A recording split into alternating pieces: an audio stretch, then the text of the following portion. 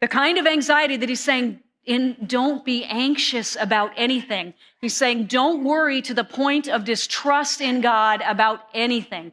Nothing is worth distrusting who God is and what God has said. And I hope we can grasp that nuance, that the kind of anxiety that Paul is saying, that we've got to avoid, and we have the ability to avoid, otherwise he wouldn't have told us to do it, by the power of the Spirit. Yes, we can.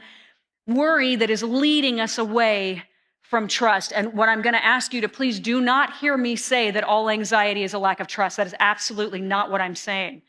I'm saying that there is a kind of anxiety that it grows. I mean, it's not neutral. It's something that's expanding in our lives. In fact, so much that Jesus in Matthew 13 talks about the parable of the sower. And he's talking about, they're sowing the seed. The sower is out there throwing the seed around. Some of it fell among thorns.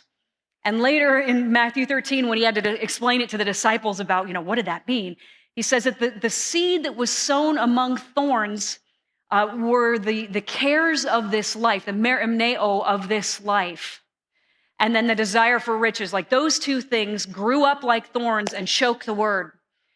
So there's reason to be concerned about it, right? There's a reason to analyze it alongside the Lord. So whatever we're experiencing in those frameworks, we bring it into the presence of the Lord, because at the end of the day, whatever kind of anxiety we might be experiencing, rather than being condemned about it, our anxieties are an invitation to closeness with Jesus. When I'm feeling that thing rise up in my heart, when I'm standing back there coming out ready to sing and feeling that anxiety grip me, right? It's an invitation to draw near to my Savior, to lean into Jesus. Mickey told me so long ago, I remember you said that to me after a sermon, and man, that stuck with me. Lean into Jesus.